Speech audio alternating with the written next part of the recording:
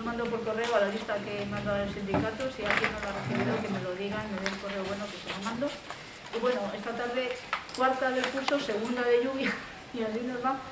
Y hoy, pues, otra ponencia de lujo, profesor Francisco Serrano Calero, de la Universidad de Alicante.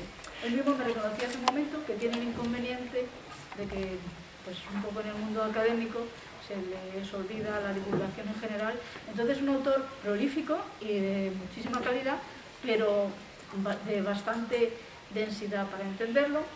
Autor de uno de los artículos de referencia, además un poco anterior a toda la moda o el auge que vino después de la memoria histórica.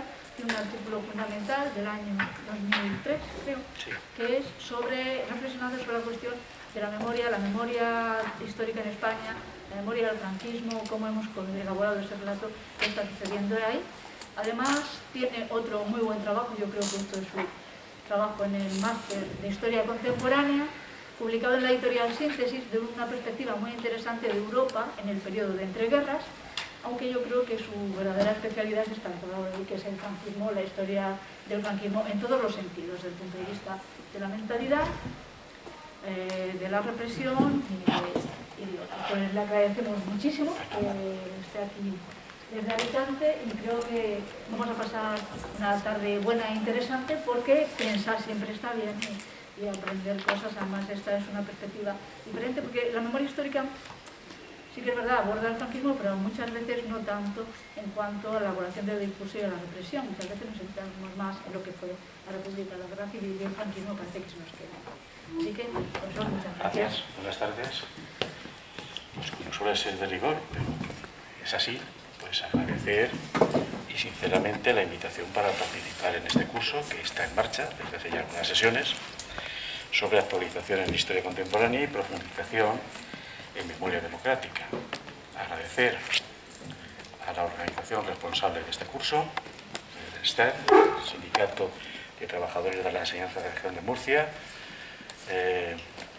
pues la invitación, y particularmente quisiera personalizar, por supuesto, este agradecimiento mío a la persona de la profesora Ana María Valencia Herrera por considerar que mi presencia en este curso pues puede aportarles a ustedes algo. No lo sé, vamos a intentarlo en la ponencia de hoy, que tiene por objeto sobre todo subrayar que políticas de la memoria de la España del siglo XX, van a haber 19, han habido varias. No es un fenómeno tan reciente como puede parecer. Y esa es la premisa fundamental de este trabajo. Un trabajo que parte de la idea de que políticas oficiales de la memoria, y repito, parte de las premisas que han habido varias, y me voy a centrar en la del franquismo, sobre todo a partir del año 1937, plena guerra civil, hasta el año 1940, pues se deben de definir o entender como un recurso político que sobre todo moviliza dos cosas: la experiencia y el recuerdo. Y todo ello proyectándolo hacia el futuro para un objetivo clave: construir identidades. Identidades de una colectividad en nuestro presente. ¿Quiénes somos? ¿Por qué? ¿De dónde venimos? ¿Y a dónde vamos? Juegan con una secuencia temporal de pasado, presente y futuro, también para distinguirnos respecto al otro. Nosotros somos así, los otros son así. Es un elemento clave. En ese elemento clave de construcción de la identidad es la memoria, y esta línea temporal, presente, pasado y futuro, juega un papel fundamental. Para desarrollar esta premisa, pues voy a plantearme, y al mismo tiempo voy a contestar, pues varias preguntas, varios interrogantes. Vamos a puntualizar a qué se refiere el término memoria histórica, tan de moda desde el año 1999-2000, sobre todo cuando en España se crea la primera asociación de recuperación de la memoria histórica, el León. En segundo lugar, ¿cuándo ha ocurrido el auge de la memoria histórica? E inmediatamente nos viene esa fecha, últimos momentos y cambio de siglo, en adelante hasta la ley 2007, que se recogen estas iniciativas, sobre todo de movimientos sociales, asociacionales, por parte de la opinión pública, pero sobre todo de la opinión política. Y por supuesto, de las cuestiones parlamentarias a debatir, como es la cuestión de la legislación de la memoria respecto al pasado o memoria histórica. Y es lo que nos viene a colación, veremos a ver si esto es así o no. ¿En qué consiste, por tanto, una memoria pública una política pública de la memoria? La tercera pregunta. Como ese último factor político incide en la construcción de la memoria y de las identidades. Y cuarto, pues centrarme donde yo quiero, que es el objeto de esta ponencia. ¿Cuál fue la política de memoria del nuevo Estado franquista? Sobre todo, repito, entre 1937 y 1940. Vamos a ver, falta que yo ahora quiera pasar y no vaya.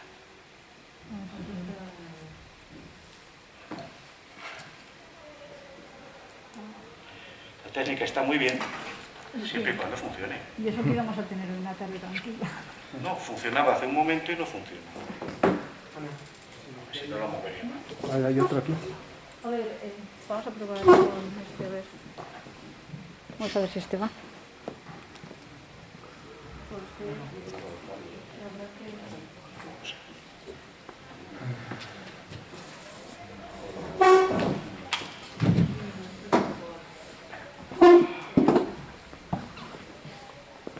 que... Ahora. El dedillo funciona.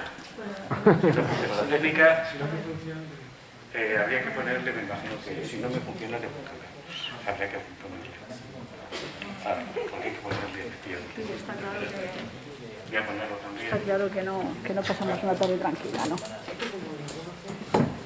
No hay manera de pasar una tarde tranquila aquí, ¿eh? No hay manera.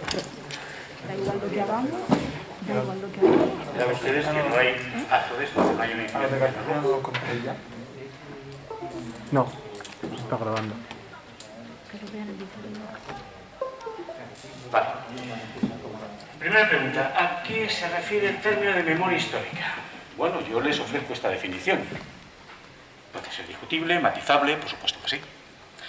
Yo entiendo como tal, en su expresión tanto política como sociocultural, y acabo de hacer mención a ello hace un momentito, acerca de cómo se iba asumiendo esta cuestión en la sociedad y en la política española, a cómo el uso del pasado traumático ha suscitado fenómenos de politización, judicialización y también codificación legal de la memoria.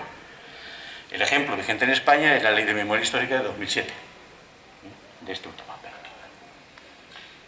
¿Qué implica hablar de memoria histórica? Pues que el pasado sobre todo reciente, y sobre todo el pasado traumático, en este caso la guerra civil, y dentro de la guerra civil, sobre todo el fenómeno de la represión política, también social, pues se imbrica con los valores, las percepciones, discursos y prácticas en nuestro presente de un determinado colectivo, con una determinada sensibilidad hacia ese pasado, que es lo que le da sentido a la identidad de ese colectivo. Por ejemplo, el de las víctimas. Por ejemplo, la tercera generación relacionada con las víctimas, los nietos, que fue el fenómeno como movimiento social que estuvo detrás de esa movilización, con esa sensibilidad respecto a la memoria de sus mayores, como víctimas, y el concepto de víctima, como elemento de identidad, identificación, adquiere un papel fundamental. Y eso es lo que hemos vivido en este país en esos años. Pues vamos a ver si ahora este parece ser que así funciona. Bien, visualicemos un gráfico para responder a la pregunta segunda, que yo les decía que utilizaría para ir adentrándome en el tema conforme va respondiéndonos. ¿Cuándo ha ocurrido el auge de la memoria histórica? Bueno, pues todos estaríamos de acuerdo en que la expresión recuperar la memoria histórica con todas esas cuestiones de politización, movilización, judicialización y codificación, y una identidad que es el de las víctimas, habría que añadir últimamente la discusión sobre los verdugos, que eso es otro tema, pero que va inextricablemente unido al anterior, con permiso de la ley de amnistía del 76. Pues nos remontaríamos a ese periodo, ya si el puntero encima pudiera hasta proyectar, ya sería la leche. No sé si esto... Sí, puede, pero se me desvaniza. Bueno, ahí tiene una línea, ¿la ven? Sí, la roja. Sí. Que va desde 1999 a 2007. ¿Veis la curva? Y es uno de los momentos, desde el 75 no es el más alto en primer lugar, en un momento intenso de discusión entre el 75, lo ven ustedes ahí, y el 82-83, ya se están bien discutiendo estas cosas, ya les diré de dónde sale esta información, lo verán, pero esta curva se recupera sobre todo, a ver que me vuelvo a coger el punto yo, referencia entre el 99 y 2007, justo lo que acabamos de hablar. Bien.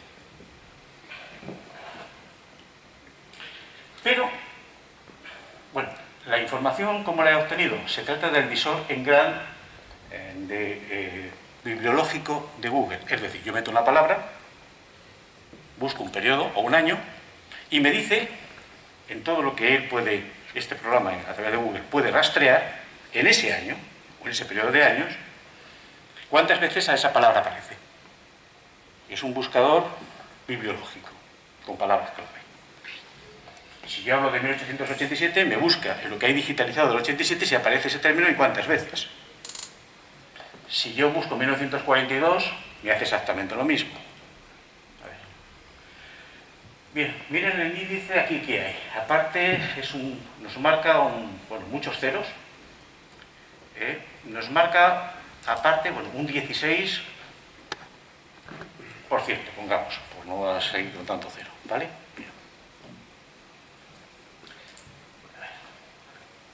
Si la proyección en vez de corto plazo la hacemos a largo, resulta que la problemática de la memoria histórica ha sido una constante en la historia de España del siglo XX, en la contemporaneidad española. Sobre todo en los momentos de consolidación política o de cambio político, como fue la transición. La diferencia de la transición es que la cuestión se refería a la pasada guerra civil, que es realmente la bisagra, el eje vertebrador, el parteaguas de todo el siglo XX, hasta ese momento y después. Es la única diferencia. Pero en cuanto a la cuestión de la memoria y la problemática de la memoria, ha sido una constante, lo pueden ver. Y con un pico de máximos en 1887. El índice ya no es de un 16, es de un 70. Es decir, se extuplica lo que se discutió esto en nuestro momento. ¿Saben en qué contexto estamos? En 1885, el 25 de noviembre, muere Alfonso XII y los políticos de la Restauración, sobre todo Cánovas, tienen un problema. La reina regente, otro. Sobre todo con un nonato en camino. Se considera que tanto la monarquía como el sistema que ha traído la monarquía, que ha restaurado la monarquía, tiene un problema político. Y en ese contexto de debilidad del sistema, pues hay que pactar. Y se pacta con Sagasta, ya lo saben ustedes, es historia general, para dar estabilidad con una mayor frecuencia de alternancia política con el Partido Liberal Fusionista. En ese contexto de consolidación de ese régimen, con el pacto de la granja, o conversaciones informales de la granja, no es que haya ningún documento escrito al respecto, pues también se produce un máximo discutiendo la cuestión de la memoria, del pasado, de la historia, etc. Curioso. Hemos perdido los anales del tiempo, lo ven ahí, esa misma discusión. Pero es más, si acortamos a otro periodo, los máximos puntos que ven ahí, ¿lo ven ahí? Son estos. El segundo momento más intenso, ha habido tres momentos, este y ese. Este lo hemos destacado ya. ¿Lo ven? Pero este momento fue más intenso, una constante en las políticas de memoria y la discusión de estos temas. Y el siguiente, por supuesto, que viene de al lado, que duplica con un 21%, poco menos, los índices más recientes. A ver. Si le doy al botón se me va, si no lo doy se me va. Bien. ¿A qué se corresponden? Pues lo tienen ahí. Fechas de 1931, no hace falta que lo diga ya. Proclamación de la República. Y, sobre todo en el periodo constituyente, a lo largo de agosto hasta noviembre, la comisión de responsabilidades que se constituye en el Parlamento, para el cual se vota en las elecciones de julio de ese año, donde el tema de la memoria, también en la campaña electoral previa de las constituyentes, es el centro. Y las responsabilidades, en primer lugar, del propio monarca Alfonso XIII, aquel nonato de entonces, y por supuesto de todos los ministros. Aquí el único que no podían llevar al banquillo era Miguel Primo de Rivera, el muerto en 1930, en el exilio parisino, París. Pero al resto de ministros que habían colaborado, sí.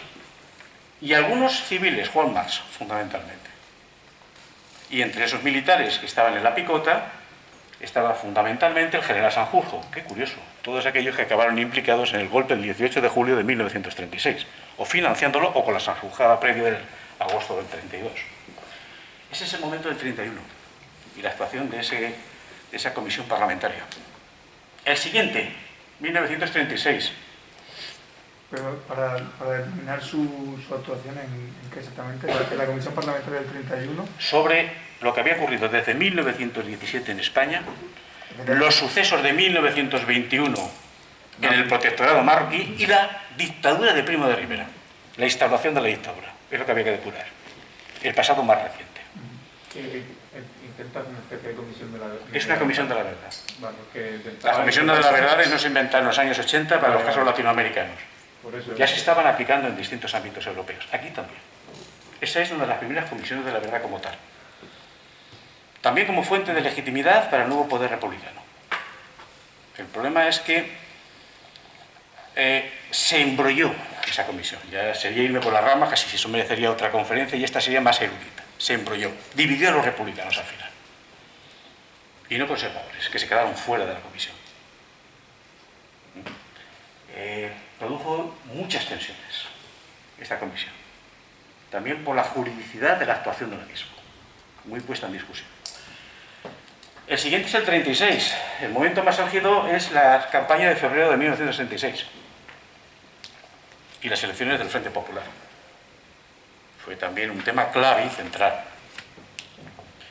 Y la siguiente, que es donde yo me quiero centrar, que es el segundo momento de aquí. Ven que tenemos estos dos momentos y el tercero que hemos destacado es al final de la guerra, 1939, 38-39, hasta el 42, coincidiendo con el proceso de institucionalización de posguerra o consolidación en la posguerra de la dictadura. La institucionalización viene ya de antes. Viene ya desde la propia proclamación de general Franco como jefe del Estado, bueno, supuestamente debería haber sido jefe del gobierno del Estado, y, por supuesto, generalísimo de los ejércitos. Uséase, como dicen por ahí, caudillo de España. Bien. Por tanto, ¿cuándo ha ocurrido el auge de la memoria histórica? Pues en distintos contextos de la historia reciente de España, y no tan reciente. Ha sido una constante. Sobre todo en momentos de fuerte inestabilidad política y de cambio político. Como pueden ver. Y uno de esos contextos es en el que yo me voy a centrar el resto de la charla. Para ello tengo que dejar claro qué son estas políticas de memoria desde el poder, ya no el concepto de memoria histórica, memoria colectiva que hay detrás, aunque no son lo mismo. Bueno, pues una política pública de la memoria, como se pudo llevar adelante en el 87, como se pudo llevar adelante con esa comisión del 31, como se llevó adelante en el 39 y en adelante, o desde el 99 hasta el 2007, pues es una opción deliberada de los gobiernos u otros actores políticos con el objeto de crear la memoria colectiva para preservar, transmitir y poner en valor el recuerdo de determinados aspectos del pasado, considerados especialmente significativos para la construcción de la identidad colectiva de una comunidad. ¿Quiénes somos? Y las políticas de la memoria que intentan conformar de distintas maneras, y van a haber algunas, no todas, algunas, quiénes somos, pues constituyen esas políticas públicas de la memoria. Un lugar importante dentro de estas políticas de la memoria son los lieux de mémoire, los lugares de memoria, bien simbólicos, bien materiales. Construir estos lugares de memoria es la pieza clave de las políticas públicas de memoria. Y yo voy a destacar distintos lieux de mémoire que utilizó el franquismo. Es un concepto que no se utilizaba en el momento, es un concepto que sobre todo se queda sancionado historiográficamente por la historiografía francesa de manos de Pierre Nogat, sobre todo a través de una obra monumental en 3 volúmenes, sobre el lieu de mémoire dedicado a Francia. Y a partir de ahí este ejemplo de cómo las políticas de la memoria, bien del poder o bien de otros agentes políticos, el contrapoder también, van actuando desde el punto de vista de simbólico o material van ejemplificándose a lo largo de los casi 3.000 páginas de esa obra monumental que después han influido mucho, muchísimo, en otras historiografías, en la asunción de este concepto de lies de mémoire. Bueno, vamos a ver algunos lies de mémoire que el franquismo fue construyendo, ya durante la guerra. Podría haber seguido unos cuantos más, pero corría el riesgo de que la conferencia, si encima me pierdo en disquisiciones, pues en vez de 50 minutos durara 1 hora y media y ustedes ya desesperados pidieran a gritos pues que me marchara por la puerta de Alicante. Pues antes de dar ocasión a eso, a una verdadera rebelión en el aula, pues prefiero solamente destacar algunas importantes. Porque el franquismo también tuvo su comisión de la verdad, no parlamentaria, sino a través de la Academia de Ciencias Políticas y Morales.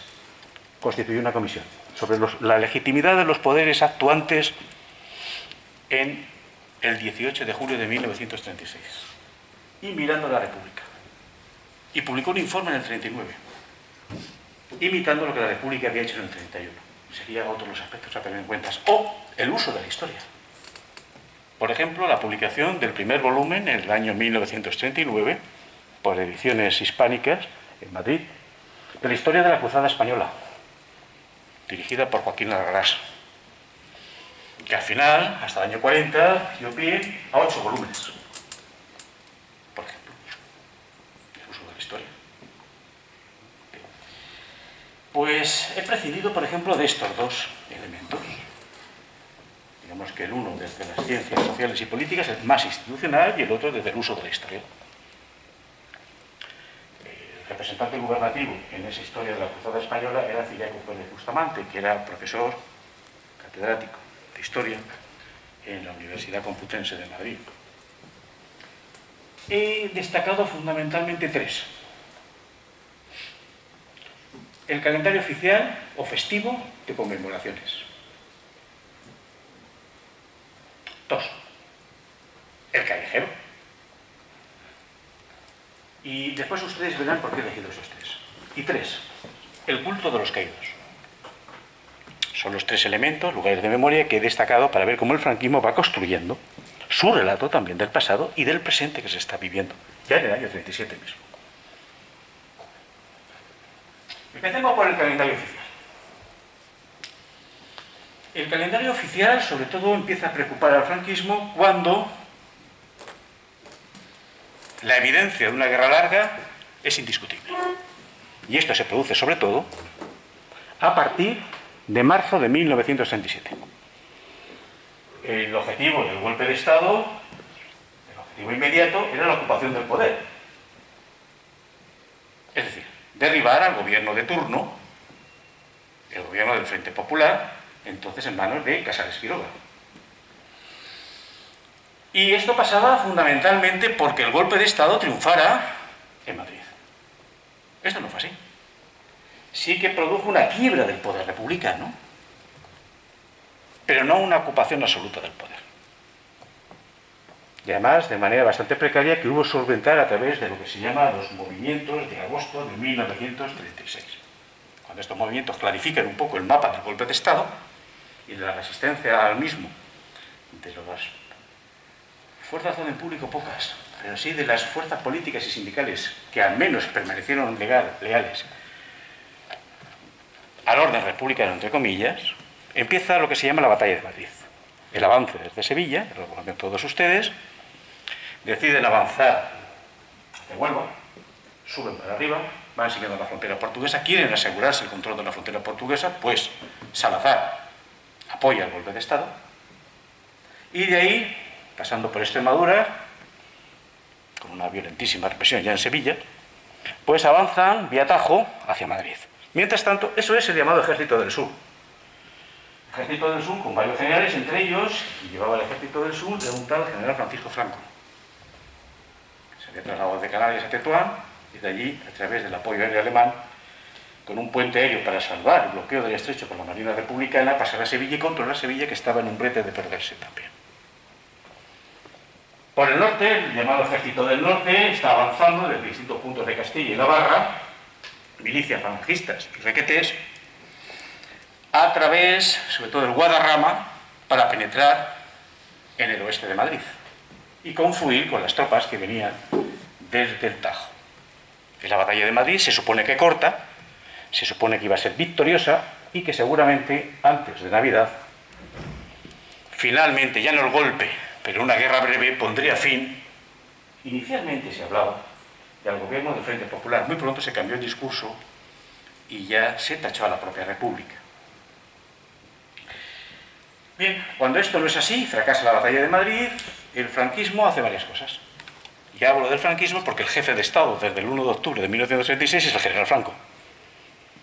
El nuevo Estado, como empiezan a titularse. La nueva España.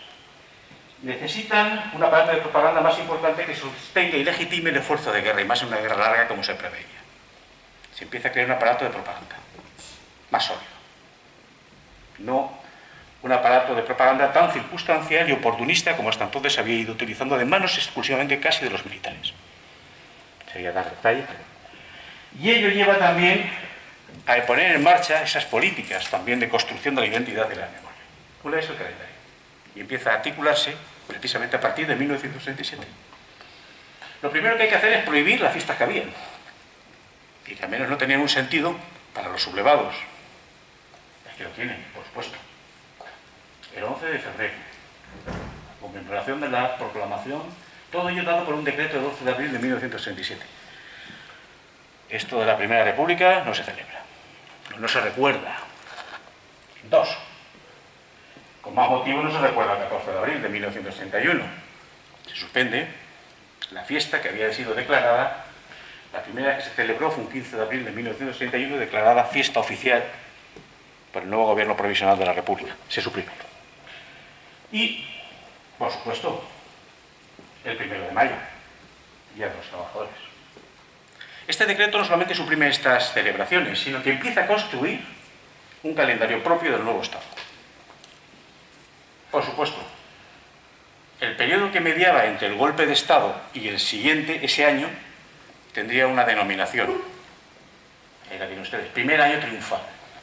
Y en ese año y los siguientes, la fiesta nacional sería, por supuesto, el 2 de mayo. La Guerra de la Independencia, conmemoración del alzamiento del pueblo de Madrid contra las tropas francesas. Esto tuvo un lugar importante en la propaganda también franquista. La idea de invasión extranjera. Para tachar al enemigo en el otro bando, al enemigo republicano. Y, por supuesto, se habilitó entonces a la Junta Técnica del Estado, desde enero del 37, se constituye, para que fuera dando forma a un nuevo calendario, a partir de ahí. Y ese calendario pues, se fue aprobando con distintos decretos y órdenes. Conforme la guerra fue avanzando. Y muy importante fue esa labor a lo largo del año 37, como pueden ver. La fiesta del 18 de julio. Si hay que conmemorar, es el alzamiento nacional. Por supuesto. Por el decreto que tiene usted señalado. La fiesta del apóstol Santiago, patrón de España, sancionada por un decreto del 21 de julio. Por supuesto. El culto al caudillo. La fiesta del 1 de octubre. La fiesta del caudillo, por orden del 28 de septiembre. Muy rápido, ¿no? Sorprendentemente rápida la fiesta del caudillo, cuando todavía la mitad del bando franquista pensaba que luchaba por la restauración monárquica, ¿no? Pues sí, pero creo que Franco lo tenía muy claro Desde el principio. Lo tenía muy claro. Ya desde los prolegómenos a la reunión que hubo en Salamanca, a lo largo de distintos días de septiembre de 1936, donde, más allá de la declaración del estado de guerra, había que superar a la Junta de Defensa Nacional y unificar el mando.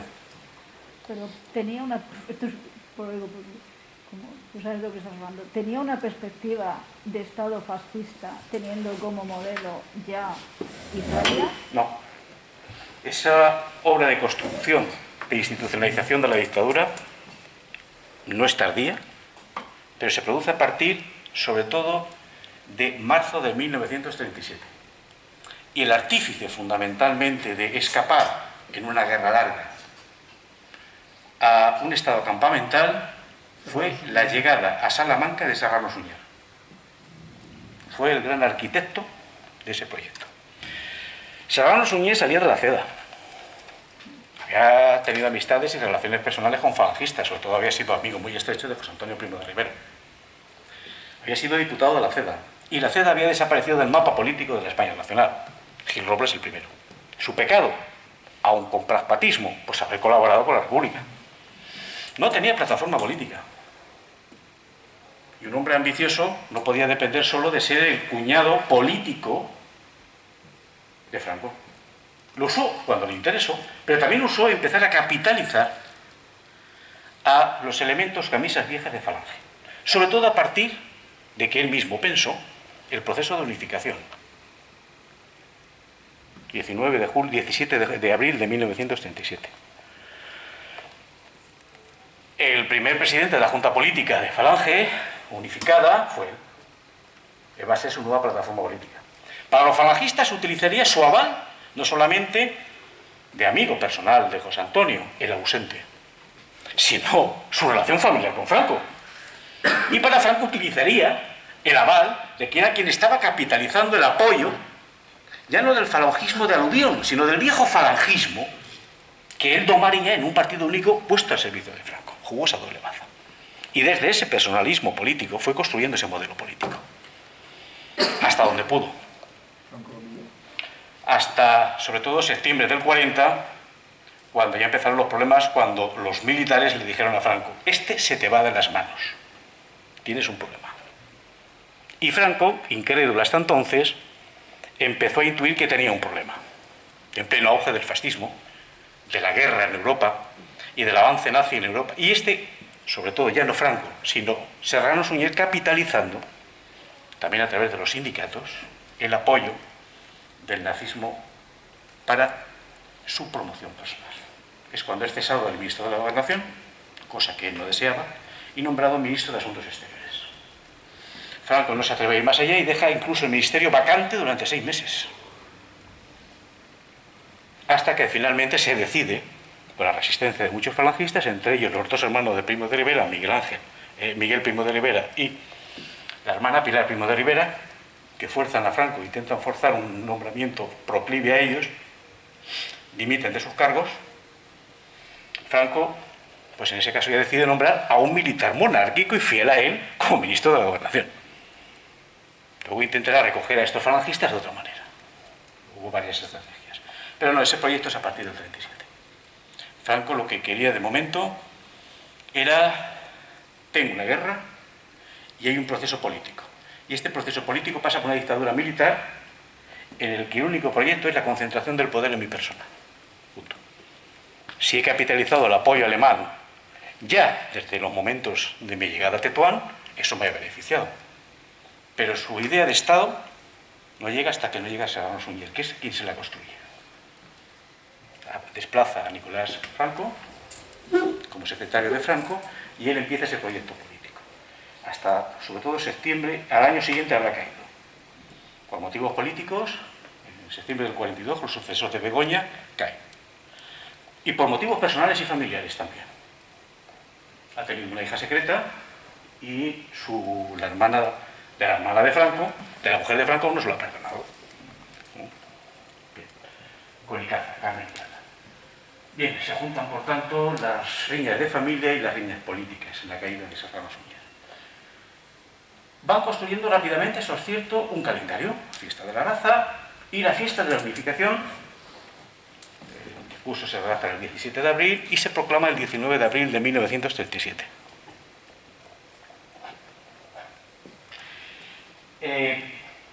Lo que hace esta última disposición, este decreto del 16 de abril, es sancionar lo que decía el Foro del Trabajo, que había sido proclamado el 9 de marzo de ese año. Es la primera ley, que después será fundamental del nuevo Estado, el Foro del Trabajo, donde su punto 3 habla de la importancia de construir un calendario oficial del nuevo Estado, con 3 elementos que vengo señalando.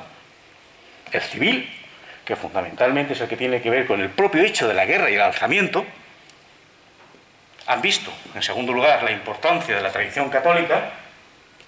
Ahí tenemos el 25 de junio, con Santiago Apóstol, y aquellos que el movimiento vaya estableciendo.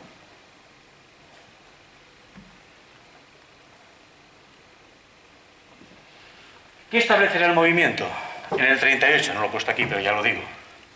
El culto a José Antonio Primo de Rivera se confirma oficialmente, se reconoce oficialmente por el jefe del Estado la muerte de José Antonio Primo de Rivera en los primeros momentos de la guerra, el 20 de noviembre de 1936 en Alicante, fusilado, tras ser sentenciado por un tribunal popular.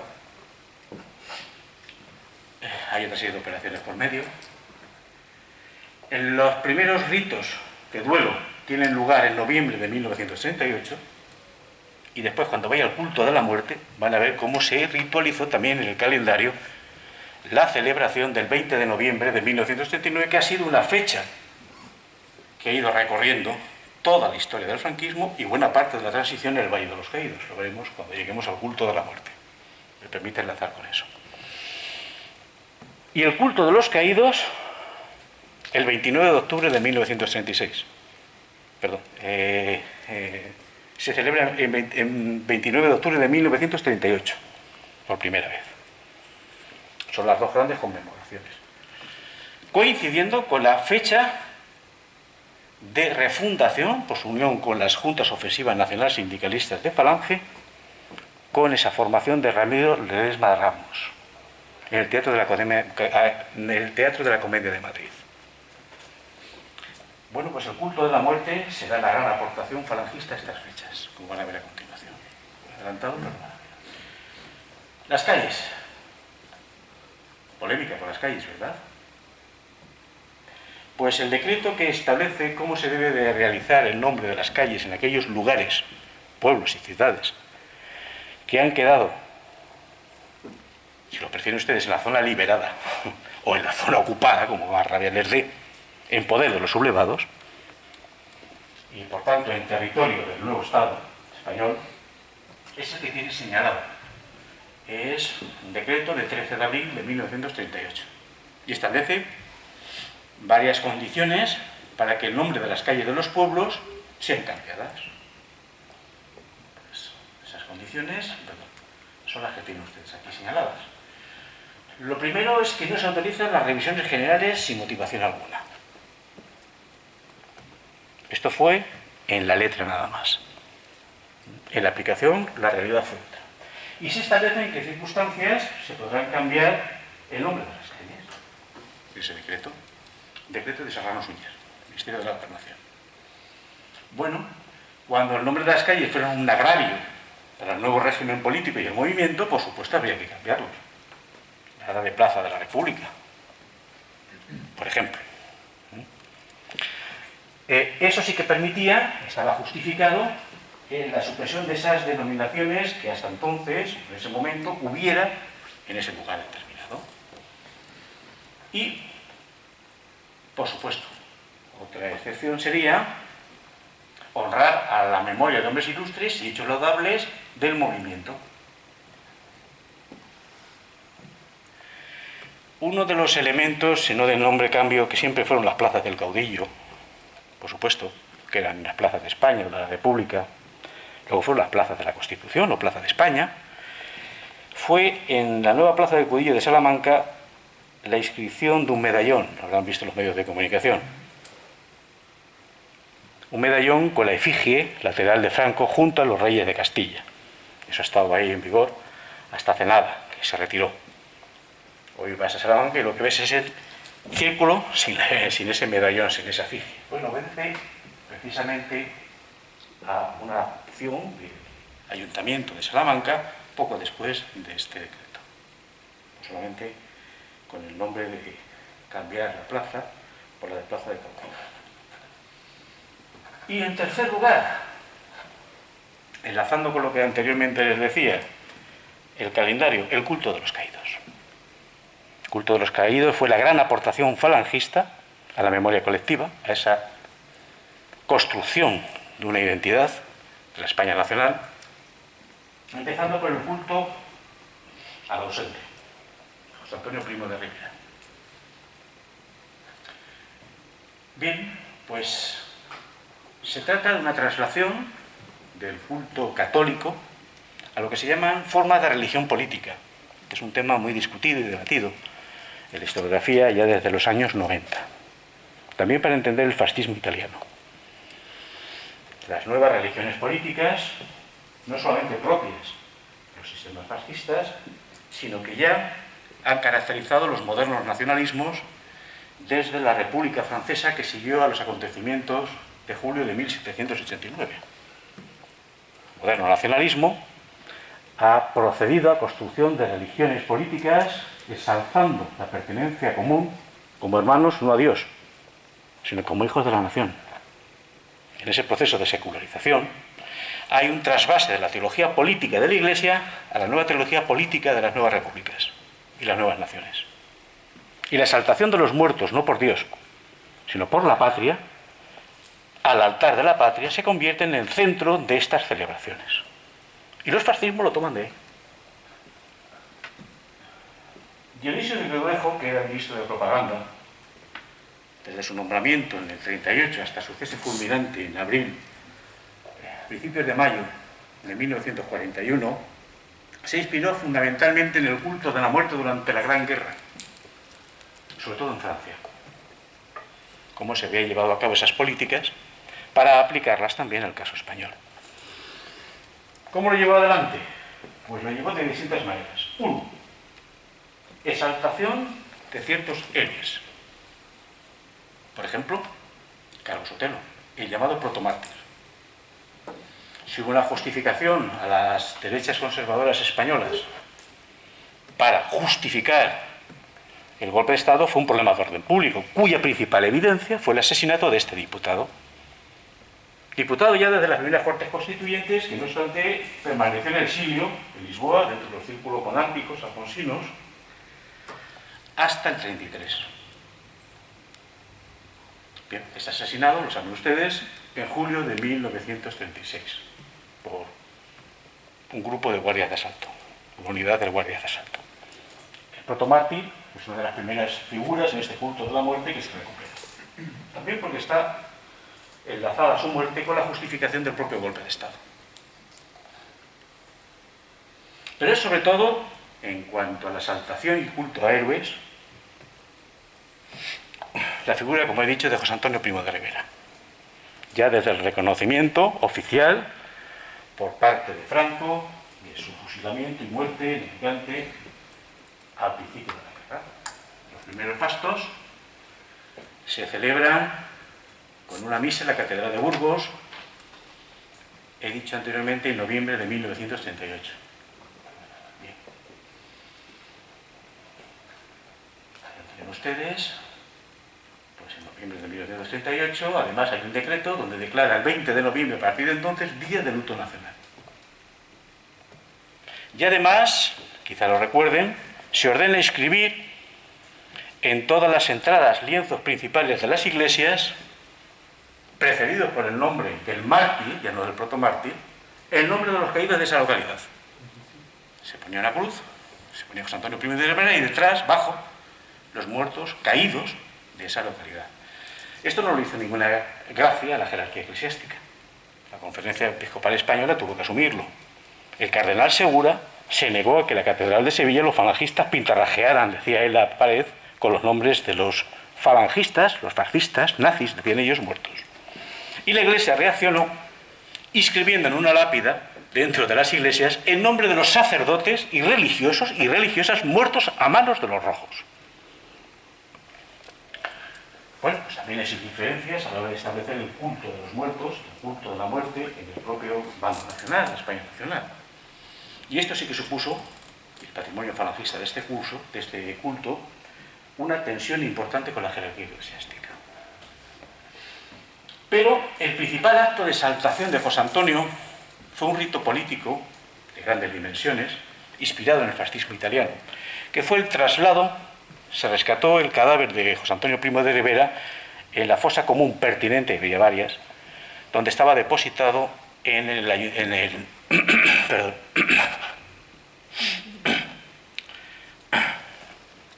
en el cementerio municipal de Alicante. Para ello, la Junta Política forma una comisión y se designa aquel que estuvo al lado de José Antonio Primo de Rivera, su hermano, Miguel Primo de Rivera, que se desplaza a Alicante para dirigir el rescate de los restos. Estos son rescatados, se ponen en un nicho, se velan por las frentes de juventudes, una verdadera parafernalia. Se desplazan todas las jerarquías del movimiento, empezando por Serrano Suñer, Alicante. Hay una gran recepción de los restos de José Antonio Primo de Rivera desde la carretera de Madrid, está el cementerio municipal, desde la carretera de Madrid al centro de la ciudad, a la llamada concatedral de San Nicolás, se trasladan los restos, ya hombros de falangistas, se celebra una gran ceremonia, un sepelio corpus y sepulto, y cuando sale, a partir de ese momento, durante un mes es trasladado a hombros de falangistas, tanto por el día como por la noche iluminado con antorchas,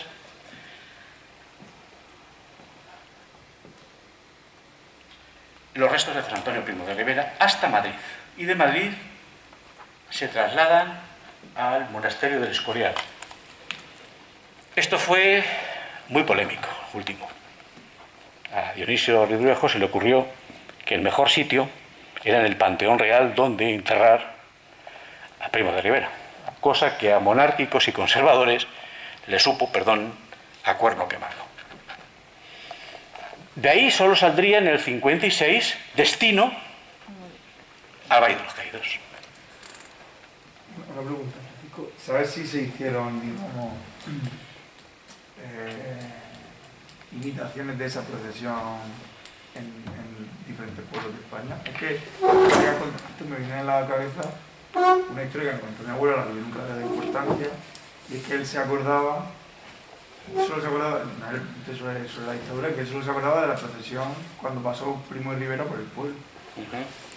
No, en otros pueblos no se repitió. Lo que pasa es que fue desde Alicante, su abuela... ¿de dónde? Mi abuelo era de Tobar, ¿no? Albacete. Claro, es que salió desde Alicante, cruzó por la provincia de Alicante a través del Valle del Vinalopó, para que se haga una idea, Sí. enlazando la carretera de Madrid, toda la carretera de Madrid, hasta Villena. De Villena a Almansa, y todos los pueblos albaceteños. De Villartobarra, Villarrobledo, por ejemplo, saliendo de Madrid. Yo soy de Villarrobledo. Después se adentró a través, pasando por Cuenca, Tarancón, la actual carretera de Ocaña, y se metió en Madrid, por tanto, claro que lo recuerda, pero es porque era la ruta por la cual fue llevado. 400 kilómetros. Pero en su retina y nació en el 37, o sea, que era un... Sería nada, una niña y su abuela. Abuelo. Un niño. Sí. Pasa que sería impactante. ¿Han visto alguna vez el cine de Leni Riefenstahl? Sí. Por ejemplo, en Nuremberg. Cuando es recibido Adolf Hitler, lo recuerda, en la ciudad de Nuremberg, llega en avión. Muy novedoso. Los Reyes Magos llegan en helicóptero, ¿no? A las plazas de toros, a las plazas de los ayuntamientos. Entonces, Hitler llega nada más y nada menos que en avión. Qué aire de modernidad, ¿verdad? ¿Y recuerdan si es por el día o por la noche? Es de noche. Y la única iluminación son antorchas. Y vestidos todos de negro. Ahí está la inspiración de ese acto. Se inspiran ahí, en esa escenografía que Leni Riefenstahl utilizó para filmar Nuremberg. 2. ¿Saben quién es Juana la Loca? Bueno, aparte de alguna canción de Sabina. Bueno, Juana la Loca, cuando muere su amado Felipe el Hermoso el Infiel, se recorrió media Castilla con cadáver encima a ver dónde lo enterraba, de arriba abajo, hasta que finalmente es depositado. Bueno, la convencen, porque aquello era más de sí, para que lo depositen en Granada. Es la segunda elemento que inspira también a los falangistas. De ahí la idea de, que mejor que el Panteón Real. Si Juana la Loca lo lleva a Granada, pues nosotros lo vamos a llevar al gran Panteón Real, al Escorial. Está apelado también a todos estos mitos del pasado, no solo al nazismo y sus ritos. Claro que se acordaría, tenía que ser impresionante.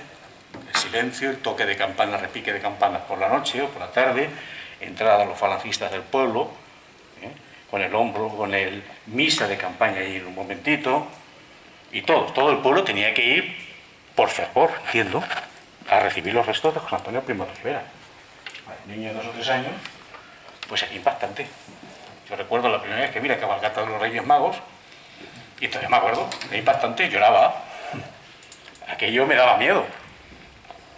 Cuanto ni más eso, pues no le extrañe usted que guarde ese recuerdo, si no con frescura, sí marcado.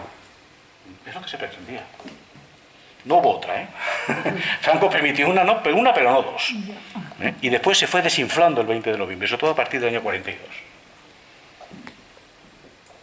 Bueno, el culto de los caídos no solamente es el culto de determinados héroes, protomártir o mártir, con estos ritos.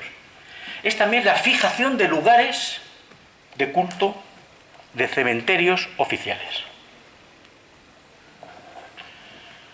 Bueno, pues tenemos distintas órdenes, empezando por la del Ministerio de Gobernación, Serrano Suñer. Es importante Serrano Suñer porque los servicios de propaganda están en el Ministerio de la Gobernación. De ahí se dictaba a través de Dioniso Ridruejo todos estos calendarios y todos estos actos.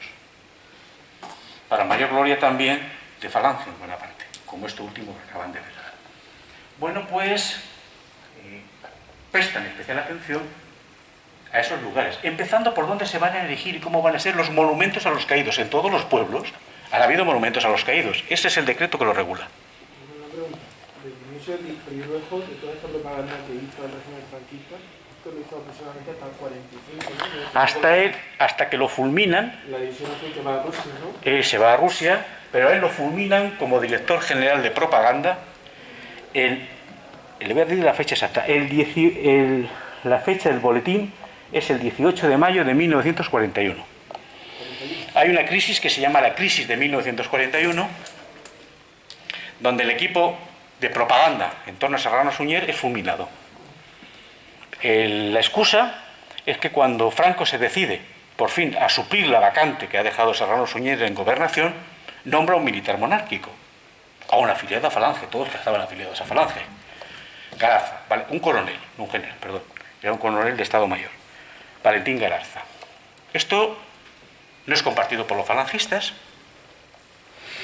y se permiten utilizando una norma de 5 días antes que permitía a la prensa del movimiento publicar sin censura previa, sacar un artículo donde implícitamente denigran la figura del nuevo ministro.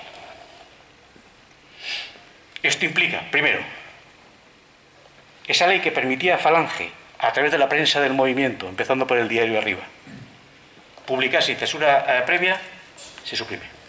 Vuelven al régimen de censura previa. Segundo, el hombre de Serrano Suñer en el Ministerio de la Gobernación, que era el subsecretario de la Gobernación, José Lorente Sanz, es fulminado, aunque él ya había presentado su dimisión unos días antes. Concretamente el mismo día que salió el artículo, se la hacía venir. Pero es fulminado por Franco. Y Franco le había pedido continuar, pero como subsecretario, sobre todo, de la presidencia. Y lo tercero, el equipo de propaganda, que era Serrano Suñer, como director general de propaganda, y un profesor académico, que después lo fue catedrático de Historia Antigua muchos años en Salamanca, Antonio Tobar, que era el subsecretario de Prensa y Propaganda, se lo fulmina, los destituyen. Es cuando él pasa al ostracismo interior y después se marcha movilizado a la División Azul. Y es cuando ya cambia, ahí después de la División Azul de Rusia, cuando ya cambia. Él empieza a cambiar de parámetros cuando viene sobre todo de la División Azul. Hay distintas polémicas historiográficas.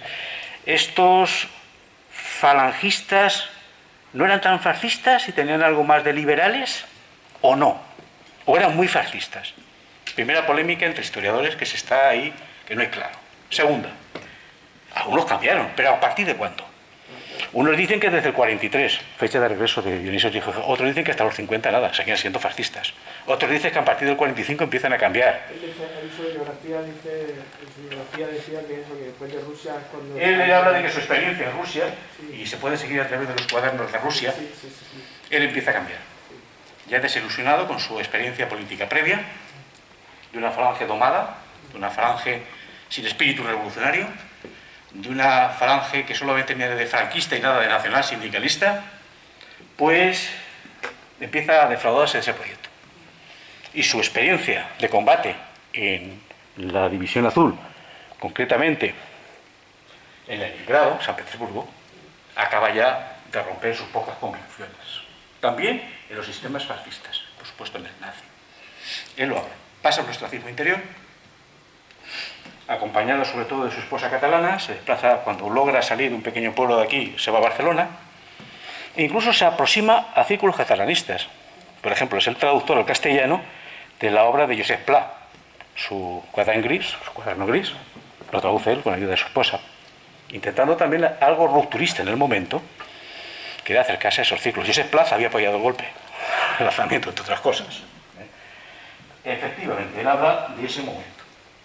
Pero el momento en el que lo cesan es ese. Es cuando se crea la Vicesecretaría de Educación Popular, que es el pseudo Ministerio de Propaganda y la Secretaría General del Movimiento. Y se nombra para eso un nuevo secretario general del movimiento, Arrese, un hombre fiel a Franco, y Gabriel Ares Salgado, un falangista de Nueva Orla. Fácil de comprar, hablando castellano, un franquista. Quitan a los viejos falangistas y ponen una falange de horma franquista, fundamentalmente para controlar la propaganda. Mientras tanto ha quedado todo hecho. Esto, que fue obra de esos falangistas, esta política de la memoria, que sacude o recorre los años 37, 38, 39, como han visto, lo han visto en el gráfico anterior, quedó como lugares de la memoria durante toda la dictadura y buena parte de la transición. Porque no solamente se regularon los monumentos a los caídos, los hemos tenido en nuestros pueblos, ¿verdad?, y ciudades. En segundo lugar, un cementerio nacional, a imitación de lo que había ocurrido en Verdún, o en Arlington, en la Guerra Civil Norteamericana, Paracuellos. ¿Qué mejor que las víctimas del terror rojo, sacadas de la cárcel modelo, muy pronto, ya en septiembre y octubre del 36, coincidiendo con la retirada del gobierno republicano hacia Valencia, y que fueron fusilados y enterrados en fosas comunes? Se recuperan los cadáveres. Se construye un monumento a los caídos en Paracuellos y se declara espacio sagrado y cementerio nacional. Pero no solamente eso. El siguiente lugar, llamado a sustituir a Paracuellos, fue un proyecto que nace con el decreto de 1 de abril de 1940. Construir un gran panteón. Un panteón que en ese decreto se dice que son para las víctimas del terror rojo. Nada de unos y otros. Hablo de la justificación de ese decreto en el preámbulo del mismo. Y que se construiría cerca del Escorial, donde estaba José Antonio Primo de Rivera, y el lugar simbólico del Panteón Real. Un lugar conocido como Cuelgamuros, cerca precisamente del pueblo de San Lorenzo. ¿Saben de qué hablo, verdad? El Valle de los Caídos. Una obra que se empieza con ese decreto y se inaugura en 1959, con una ceremonia donde se han trasladado distintos restos, ahora sí, en una España que han pasado casi 20 años, tanto de muertos de un lado como del otro. Habrá que decir el porqué. Se trasladaron cerca de 30.000 cadáveres. Muchos de republicanos, que eran los que nadie reclamaba, y pocos de nacionales, que eran los que las familias querían en sus pueblos, en primer lugar. Y esa ceremonia empieza con el traslado de un primer cadáver. ¿Se imaginan cuál? José Antonio Primo de Rivera. De al lado, que estaba en el Panteón, se le traslada a Cuelgamuros, bautizado como Monasterio del Valle de los Caídos. Basílica, monasterio del Valle de los Caídos. Y además, como basílica, puesta bajo la admonición directa del Vaticano. Es uno de los problemas que ha tenido los gobiernos democráticos para poder intervenir, aparte de los acuerdos firmados. Bien, ahí se declaró una basílica, un monasterio y un cuartel del Frente de Juventudes, a cargo de la Orden Benedictina. Qué curioso.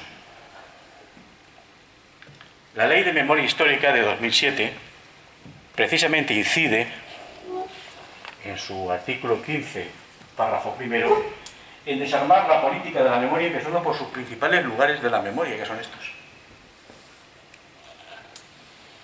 Y cito casi literalmente: escudos, insignias, placas conmemorativas de exaltación personal o colectiva de la sublevación militar, la guerra civil y la represión. Y el artículo 16 prescribe que el Valle de los Caídos se regiría estrictamente por normas aplicables con carácter general a lugares de culto y de cementerios públicos, y en ningún lugar del recinto podrán hacerse actos de exaltación de la guerra civil. La siguiente polémica no es que no se hagan, es qué hacer con el propio lugar. Volvemos a los principales elementos que caracterizaron, de manos de la Falange, de manos de Salazar, de manos sobre todo de Viruejo, esa construcción de una memoria colectiva de la España nacional, anclada ya no en el pasado, sino en ese propio presente, para construir una identidad propia frente al enemigo, la República.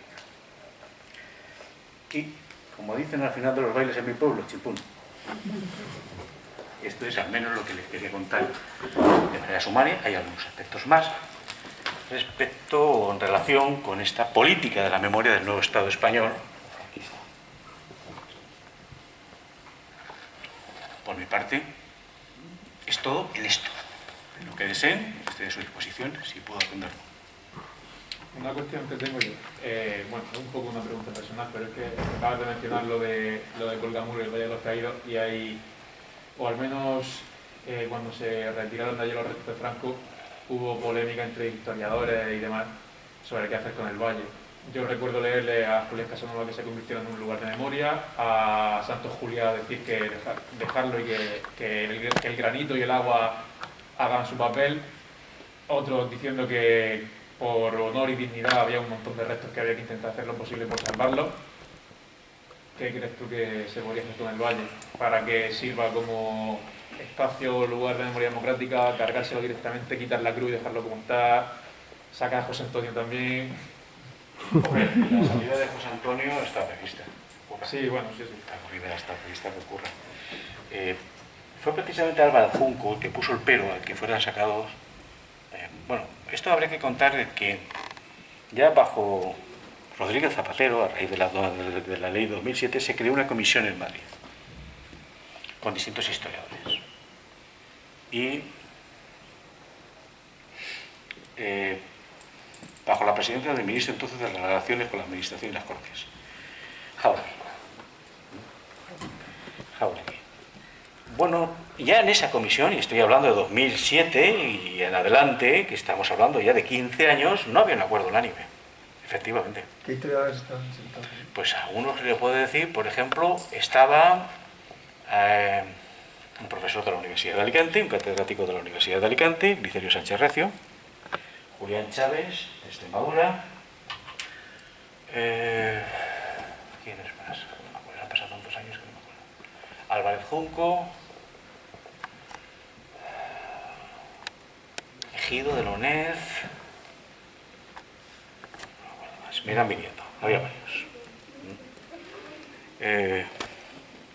Guisá de Barcelona, había varios. Distintas universidades de los distintos puntos norte, sur, este y oeste de España. No había, sobre todo presidido por Jáuregui, no había un acuerdo unánime.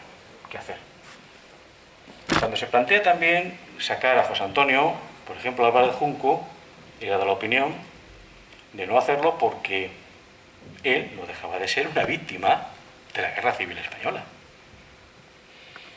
Bueno, en fin, se respetó de momento no sacar a José Antonio Primo de Rivera. El gran problema era efectivamente el cadáver del dictador, del general Francisco Franco.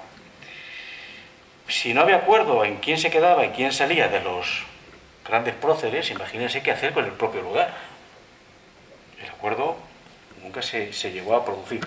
Hubo una idea de desacralizar el espacio, por ejemplo. La propuesta de la comisión era desacralizar el espacio y hacer un gran centro de estudio de la memoria. Esa es la idea que se lanzó. Jáuregui la metió en el cajón. Digo esto porque a mí me lo contaba el catedrático. Glicerio Sánchez me lo iba contando, fue mi director de tesis, me lo contaba. Problema que tenía eso. El primero era un problema legal. no se puede desacralizar un espacio religioso si está bajo la admonición del Vaticano y no quiere. Eso es la cuestión de las basílicas. Porque además el concordato lo sanciona. Había que empezar por denunciar el concordato. Un lío. Efectivamente, un lío. Efectivamente, un lío. De ahí los contactos con el nuevo Papa a ver si aceptaba la desacralización de ese espacio y sacar a los benedictinos. Segundo, la posibilidad de sacar a los benedictinos era mayor porque el acuerdo último firmado por 50 años se acababa. Entonces no se podía renovar, no renovarse, pero seguía siendo un espacio de la Santa Sede. Punto primero. Punto segundo. ¿Qué hacemos con los más de 30.000 cadáveres que se metieron allí? Y además es un problema. Si hay registros que son listados por provincia, no solamente están ahí los libros de registro, sino que están en el Archivo General de la Administración de Alcalá de Henares. El problema es que los columbarios eran de hierro, con una humedad terrible en la Sierra de Guadarrama. Se oxidaron, se rompieron, y los columbarios son columnas donde se metían. Había dos tipos de cofres. Estaba un cofre más pequeño individual y un cofre más grande colectivo. Pues había una fosa común, si se identificaba, se hacía un cofrecito pequeño, una caja, eran cajas, no cofres. Y si eran varios, si no estaban identificados, se metían todos los restos mezclados en una grande. Muertos de Villarroledo, para allá. O de Tobarra, para allá. ¿Me explico? Bien. Si habían hundido los columbarios, se habían abierto las cajas y estaba todo revuelto. Ven y pon orden ahí. Ese fue el informe de patrimonio. Efectivamente, el informe de patrimonio. ¿Cómo metes mano ahí? Y ahora ha habido reclamaciones de familiares que sí se han podido identificar en las cajas individuales, pero no colectivas, que esta no se identifica siquiera. Varios de Tobarra. Pero además, la mayor parte de los columbarios deteriorados. Segundo problema. No solamente tenemos un espacio problemático desde el punto de vista diplomático, sino que tenemos un follonazo con los propios restos para sacarlos. O los dejamos en el centro de la memoria, una vez desacralizado. Segunda cuestión. Tercera, es que tiene tanta significación el Valle de los Caídos que a ver cómo desacralizas simbólicamente, no religiosamente, eso.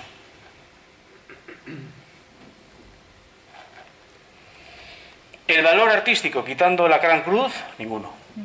Quitando la cruz. Cero. Entonces están todos los técnicos de acuerdo, excepto la cruz de Ábalos. Es lo único salvable del Valle de los Caídos, la cruz de Ábalos.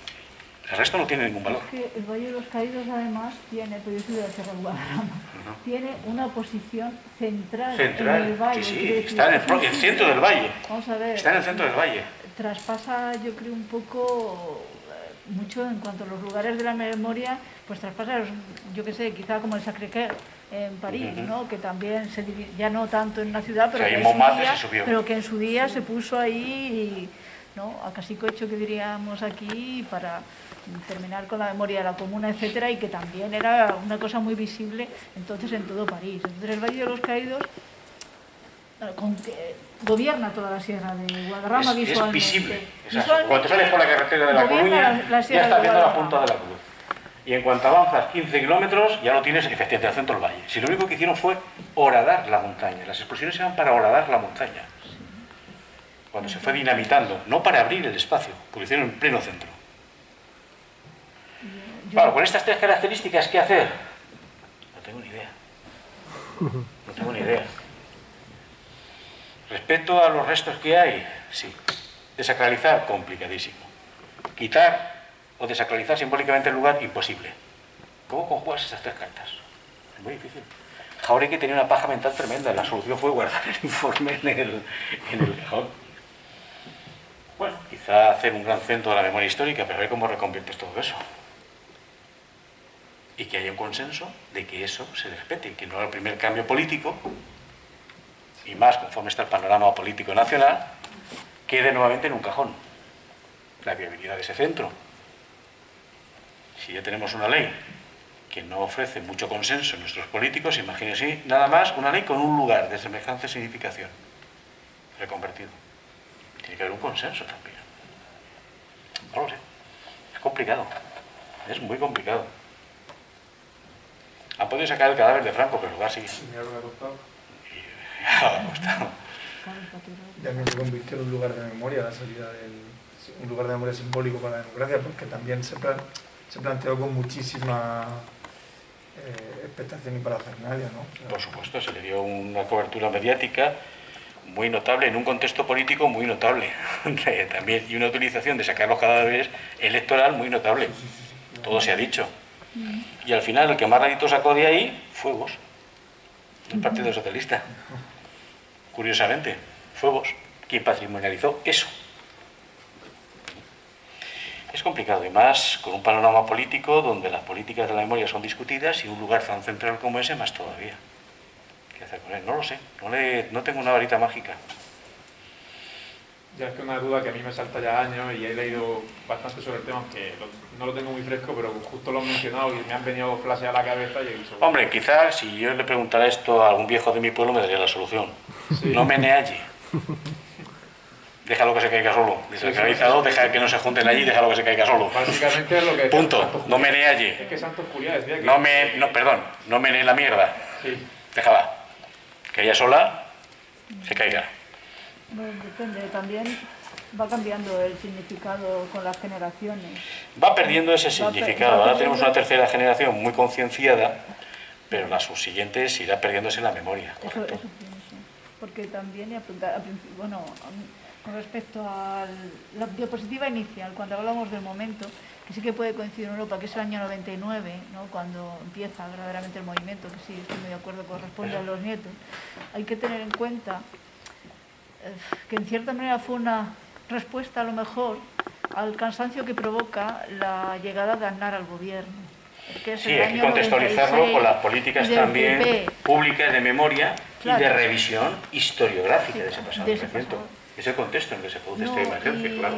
Y a un orgullo manifiesto de la derecha que había intentado un poco durante ciertos años, ¿no?, disimular a lo mejor sus vínculos con el pasado franquista del que procedía, y a partir del año 96 pierde un poco los complejos, ¿no? Aznar pierde un poco los complejos y empieza otra vez, y creo que eso sí que influye en hacer los movimientos memorialistas. Y una de las medidas fue el contexto de 1999, cincuentenario del final, 89, 99, 60 años después del final de la Guerra Civil Española, porque en ese 60 aniversario se promovió parlamentariamente conceder la nacionalidad española a los viejos brigadistas internacionales, y no llegó a aprobarse por la oposición del Partido Popular, y fue uno de los elementos activos de los primeros movimientos asociacionales, antes incluso de la Asociación de Recuperación de la Memoria Histórica de León del 2000.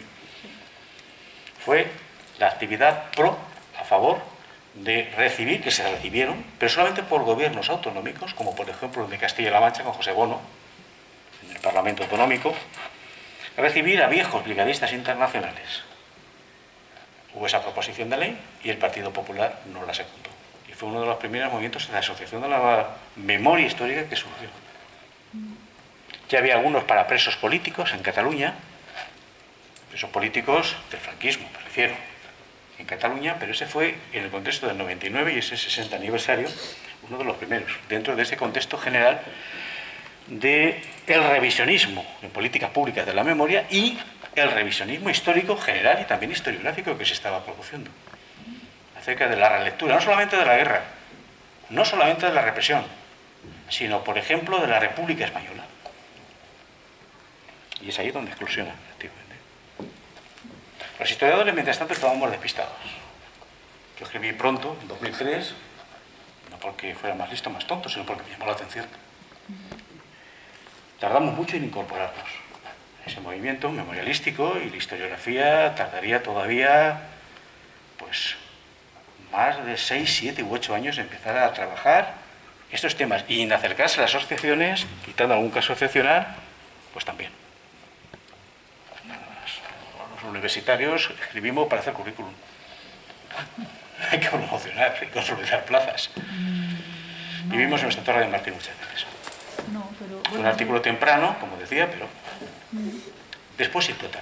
A partir de 2006, 2007, en torno ya al debate de la ley, ya explotaron los historiadores y empezaron a asumir ese rol activo también desde la investigación a recuperar la memoria histórica.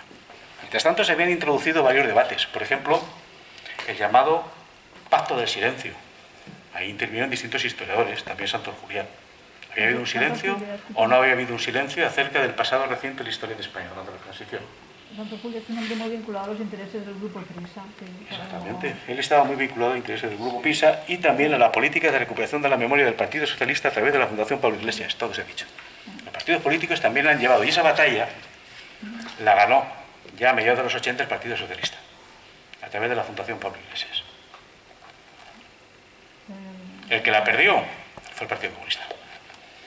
Tardó mucho en recuperar y validar, también historiográficamente, su contribución al pasado reciente. Porque hay una polémica que subyace en todas las asociaciones que tiene mucho que ver con el artículo tuyo y la ausencia de la oposición al franquismo, que es la polémica que hay en las asociaciones en las que predomina un componente más anarquista, que es de la mayor parte de la militancia. La mayor parte de la militancia. La mayor parte de la militancia y la mayor parte, y quien pone la mayor parte de las víctimas durante la guerra civil, porque tú también has estudiado el tema de la justicia del franquismo. Sí, la justicia penal del franquismo. Claro, que ahí no es lo mismo, ser anarquista que pertenecer al UGT o al Partido Comunista era muy diferente. Y el Partido Comunista, que evidentemente es quien desarrolla la oposición clandestina al franquismo fundamentalmente. Entonces ahí en las luchas de qué memoria conservamos y en la incapacidad de constituir pues este elemento está siempre. Sí, la división entre anarquismo y comunismo ya viene del exilio. Claro. Y en este caso, en revolver, quiero decir, volver a la historia de la guerra civil, hubo una historiografía anarquista importante contestada desde el Partido Comunista de España y del PQS, detrás, desde Rumanía, ya en los testimonios desde el exilio, ya que viene de ahí, ya viene desde los años 40, estas peleas. Por supuesto, durante la guerra. El fin del Consejo de Aragón acabó apartando a los anarquistas en buena parte de la República. Y ya los sucesos de mayo del 37 acabó dividiendo a los propios comunistas. Así de claro. Pero eso se trasladó después a la lucha por recuperar un relato sobre la guerra en el exilio. Y se prolongó efectivamente en estos años de la transición. En medio, quien logró articular esa política, ese relato, fue el Partido Socialista, aprovechándose que estaba en el poder también desde el 82. Y el gran aparato, aparte del propio Ministerio, sobre todo de Ciencia y Educación, y los medios de comunicación públicos, fue la Fundación Pablo Iglesias. Y la constitución de un archivo, uno de los primeros, de un partido, un gran partido histórico, en la Fundación Pablo Iglesias, con una gran hemeroteca, trayendo papeles del exilio. Y ahí varios historiadores, varios viejos socialistas contribuyeron, entre ellos figuras como Nájera, que estuvo al frente del archivo, en la recuperación de buena parte de la documentación en el exilio del Partido Socialista.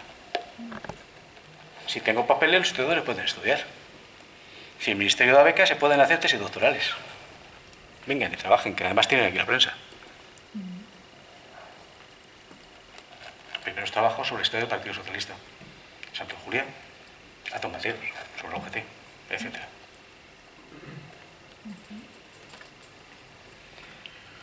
Luego otra cosa que a mí me llama mucho la atención, claro, que yo siempre está claro la matanza inicial sobre la que se asienta el franquismo, que es la masacre de Andalucía y de Extremadura y de aquellos lugares donde el golpe... Sí, fue la marcha de la columna de Extremadura. Sin resistencia, claro. Entonces hay una oposición del franquismo a la cultura, por lo que tú has estado explicando, yo nunca lo había visto en su conjunto y efectivamente es un culto a la muerte. Es un verdadero culto a la muerte que tiene que ver mucho con el falangismo. El 29 de octubre es la fecha... Con la Legión y con los orígenes. Ahí voy ahí. Y el culto de la muerte del africanismo. Es decir, del tabor de regulares y la Legión. Tiene que ver también, efectivamente, con esa cultura castrense. Al fin y al cabo, la columna del sur era de africanistas, tropas africanas, del protectorado me refiero, sobre todo el tabor de regulares, la Legión, y oficiales que habían hecho toda su carrera, como Franco, en el protectorado. Era lo que era la casta africanista frente a la peninsular. Mola era un peninsular. Franco era un africanista. Yagüe también. Yagüe tampoco, hombre, y Valera también lo era, que eran los generales que tuvo alrededor. Polémica que ya viene con una división corporativa del ejército ya desde los años 20. Con Miguel Primo de Rivera, otro africanista que había favorecido a estos cuerpos. Y el ascenso por méritos de guerra de estos cuerpos. con una cultura castrense que tiene que ver el culto de la muerte, y a los cuales los falangistas también se sumaron pronto, ya sobre todo a través de sus milicias y de la violencia política y el pistolerismo en los años 35 y 36. El primer caído falangista fue Matías Montero, un estudiante de medicina de la Complutense, y sancionaron en su calendario particular esta también celebración en recuerdo del primer caído, como habían hecho los nazis con su primer caído. Son las dos fuentes de este culto, el africanismo y el falangismo. Pero al mismo tiempo, volviendo al africanismo, es la negación al enemigo de hasta el sepelio, que es lo que más o menos era, absolutamente. Aquí hay era un la concepto de misma guerra mecánica total, que en la guerra de África. que hay una total deshumanización del enemigo, en el concepto de guerra total. Es una guerra, estamos viendo en los medios de comunicación, que cuando no se pueda vencer un objetivo militar inmediatamente, hay que hacerlo machacando, en un concepto de guerra total, la población civil. Y la guerra civil española fue, ya en la batalla de Madrid, el mejor ejemplo de guerra total que ya se había producido, sobre todo en el frente oriental, durante la Gran Guerra. Sobre todo. Quiere decir que no es casual que el hacinamiento en las cunetas, los enterramientos desconocidos, todo lo que pasa con los represaliados de la República, con los asesinados de la República, no es casual, es una política deliberada contra el enemigo. Es decir, es una manera de volver a derrotar al enemigo, ¿no? Sí, simbólicamente. Estas políticas fueron tan importantes como las acciones o ilegales o legales penalmente del franquismo. Las cosas se pueden hacer por las armas y por la fuerza, pero hay que dar razones, por muy forzadas que sean. Y ese es el cometido de estas políticas, de la memoria, de la propaganda en sí. Justificar las acciones, dar sentido a lo que hacemos, movilizar las convicciones en apoyo. Y estas políticas lo tenían muy claro. Con toda la precariedad que tuvieron, y tuvieron mártires. Pero estaban ahí, marcaron 40 años de políticas de las memorias que solamente en 2007, como han visto, hubo que empezar a desarmar. Sí se hizo antes con el calendario festivo. La democracia sí que fue retirando fechas, empezando por el 18 de julio. Y oficialmente el 20 de noviembre. Aunque Fuerza Nueva y Falange reconstituida fueran todavía allí, en las llamadas fechas infelices, como dicen los chilenos, a el Valle de los Caídos. Pero fue lo único que hizo la democracia. Los monumentos a los caídos caían. A iniciativa de cada corporación. Mi padre fue alcalde de mi pueblo, Manchego, San Clemente en este caso, al lado de Villarrobledo, durante 12 años. Y tenía a la entrada del pueblo, el monumento es pequeñito, pero estaba el monumento de los caídos. Y fueron muchos alcaldes los que tenían que tomar una decisión que hacer. Arturo, el alcalde que venía como independiente, don Arturo, de franquismo, lo mantuvo. Mi padre, que fue el primer alcalde socialista, pues en el 85 tuvo que tomar una decisión. ¿Lo derribo? No lo derribo. Me echo enfrente a la mitad de los pueblos, del pueblo, y los pueblos nos conocemos todos, porque ahí se vota por afinidades familiares. Las siglas esconden eso. A un hijo rebelde se te va al otro lado, pero poco. Luego vuelve. Bueno, pues su solución fue dejarlo. Quitó todos los símbolos franquistas, hasta el yugo y las flechas, la placa, y puso a todos los caídos durante la Guerra Civil Española. Hubo un follón en el pueblo de 1000 demonios. Pero bueno, al cabo de 3 meses no se acordaba nada, y al fin y al cabo el monumento ahí en el DUE seguía. Quitando esas iniciativas no se hizo nada. Quitando el calendario oficial. Hubo que esperar a 2007 para empezar a barrer cada uno de estos elementos. Calles sí que se fueron retirando, las plazas del caudillo. En no todos sitios, según las corporaciones, pasaron a ser plazas de España, si no querían herir mucho, o de la Constitución. Otra iniciativa que también se hizo ya a partir del 85 en mi pueblo. Pero eran las corporaciones, los cambios políticos que sobre todo en el 85, en los primeros gobiernos locales, que no fueran de UCD o de alcaldes independientes salidos de las elecciones, las últimas municipales del franquismo fueron en el 74, tuvieron que ir adoptando sobre la marcha. Todo estaba, esa parafernalia estaba ahí. Y vive la memoria. De unos y de otros. ¿Cuánto perdura la memoria? Esa es una pregunta de verdad. Bueno, normalmente los procesos de memoria histórica tienen varias, son como estratos geológicos. Está el acontecimiento, que es la experiencia individual del acontecimiento. Después está la llamada memoria intermedia, que es la experiencia. Y se nos puede incluso esa experiencia, que normalmente es la experiencia familiar, es la intermedia. Y después está la llamada, el último fondo, la roca madre, que es la memoria histórica. Es lo que se nos dice en las escuelas, lo que se nos cuenta en las iglesias cuando éramos pequeños e íbamos y nos adoctrinaban, lo que un partido político único, como Falange, doctrinalmente imponía, es el depósito de la memoria que se llama, que va más allá de una generación. Entonces habría que distinguir entre el depósito de la memoria, que es transmitido a través de la socialización y la educación, la memoria intermedia, que es la memoria familiar. El ejemplo de la memoria familiar española duró 3 generaciones. La de las víctimas, los hijos que guardaron silencio y los nietos que la recuperaron. Tenemos 3 generaciones. Si le damos 15 años a cada generación, tenemos 45 años. Y después el acontecimiento inmediato que podemos vivir, que ellos lo perdieron, los más jóvenes. En torno a 45 años, la memoria intermedia, la memoria familiar, la 3ª generación, que también es una tesis que se acuñó para la memoria de los emigrantes, sobre todo en Estados Unidos, principalmente en el colectivo polaco se estudió. ¿Cuánto dura la memoria de los orígenes y raíces de estos?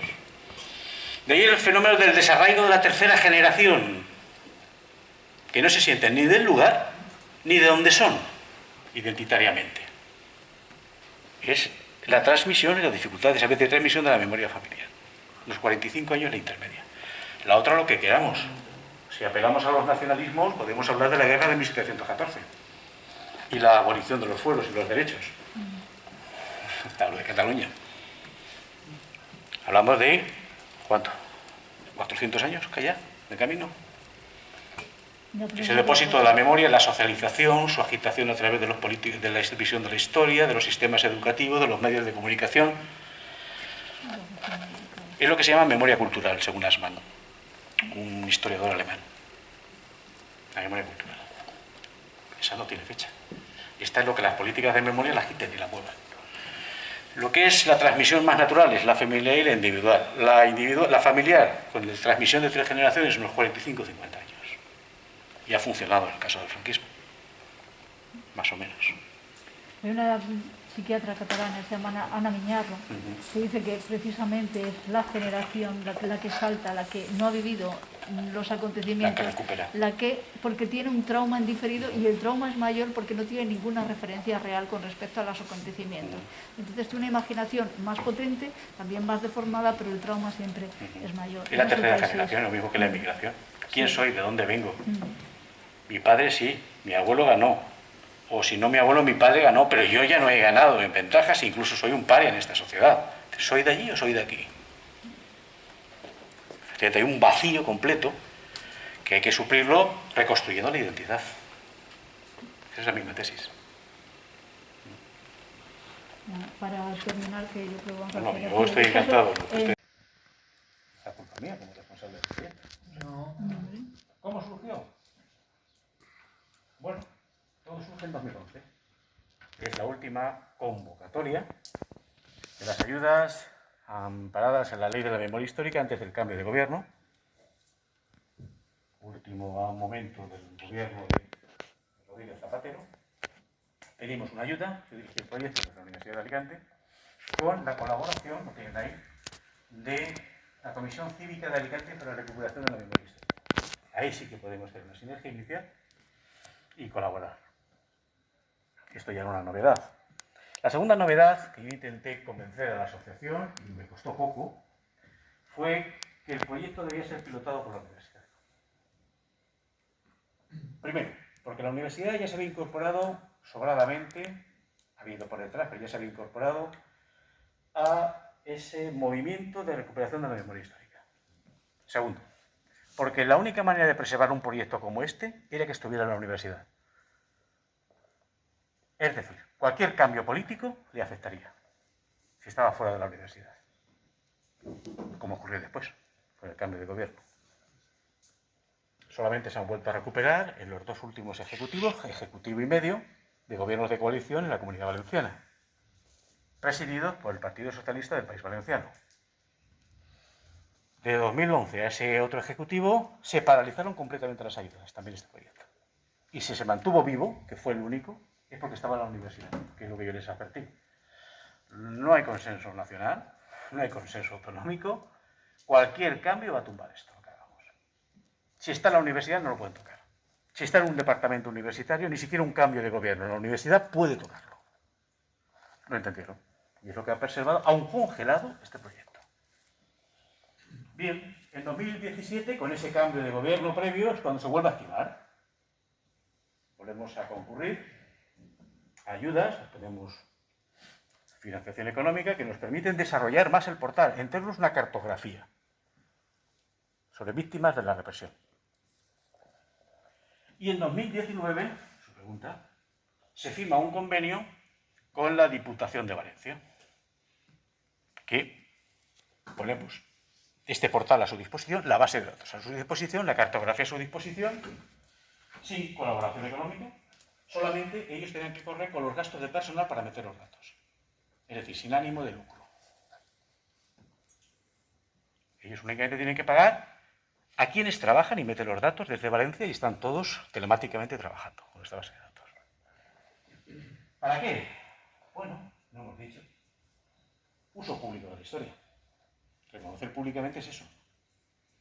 Efectivamente, tesis doctorales, enjundiosos trabajos, que a veces los perdemos en las notas a pie de página, tenía muy claro que esto tendría que ser un uso público de la historia.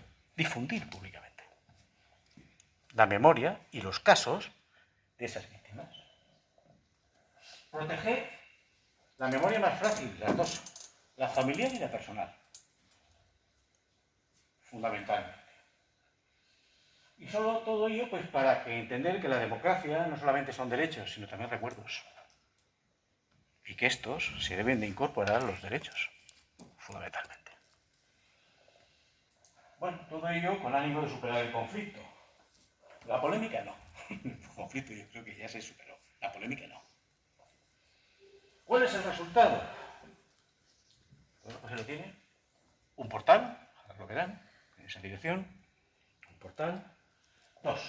Una cartografía interactiva, donde uno se pone, tiene las 3 provincias valencianas y con los símbolos, esto de Google, cada pueblo donde hay datos. Tú lo pinchas y te sale tantas víctimas, no sé qué, no sé cuántos. Lo pinchas y te lleva a todos los registros.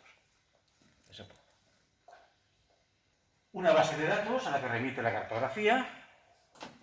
La hemos depurado varias veces porque uno de los requisitos que yo le puse a la Asociación de Memoria Histórica es que no se metía ni un solo dato sin respaldo documental. Ni uno. Y hemos depurado varias veces la base de datos. Cualquier dato ahí tiene un respaldo documental. Como mínimo bibliográfico. Como mínimo lo que les exigí. Y si es de archivo, mejor. Y de archivo me vale el boletín oficial de la provincia, con la ley de responsabilidades políticas, como me vale un expediente del Archivo Histórico de Defensa en Madrid.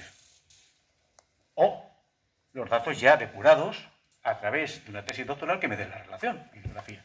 Pero tiene que haber un soporte documental. Es el único requisito que puse a todos y a Valencia. Bien, pues este requisito en parte ha hecho que muchos registros se borraran en su momento, no entraran. A falta del aporte documental debido. Pero no obstante tenemos solamente para Valencia y Alicante, nuestra Castellón, es decir, los casos de masones, 13.500 casos. No de muertos. Aquí tenemos víctimas en general, que sufrieron violencia social y política de parte de los muertos condenados. En este caso, Alicante no tuvo represión ilegal, fue retaguardia hasta el último momento. Lo que entraron fueron los militares, todos los italianos, el cuerpo de tropa voluntaria, con un bloqueo del puerto por la Marina franquista, y lo que empezaron a actuar fueron consejos de guerra. Los fusilados fueron por consejos de guerra. Los muertos. No solamente los condenados a muerte y ejecutados, sino víctimas de distintas penas por consejos de guerra o incluso violencia social. O económica, en aplicación de la ley de responsabilidades políticas, el ostracismo social y económico. ¿Ven? 325 casos solamente responden a mujeres, 2,5 aproximadamente, de todos los registros. Podrían darle más datos de qué regiones, edades, profesiones, todo eso se puede sacar. Y hay una tabulación incluso hecha públicamente. Afectan a 538 poblaciones, ahora se un poco más. Esto está haciendo unas par de semanas. Lo fui preparando y actualizando para venir aquí. Y quisimos dar nombres, apellidos y vidas a algunas biografías. Incluso de personajes cotidianos. Y hemos ido sumando semblanzas biográficas de esos casos. Pero solamente fuera un nombre, una edad, un oficio, un apodo, un juicio y una pena, sino una biografía de algunos de ellos. Y tenemos unas 20 semblanzas biográficas, que en parte ejemplifican la realidad que hay de la frialdad de esos datos estadísticos. Bueno, Miguel Villalta Gisbert fue el gobernador civil de Madrid, era de Arrete. También está ahí. El gobernador civil de Madrid durante la República. También está ahí, en esta base de datos. Fue fusilado en el año 1940, en los muros de Rabasa, era el cuartel militar de Alicante. Bien, ese es el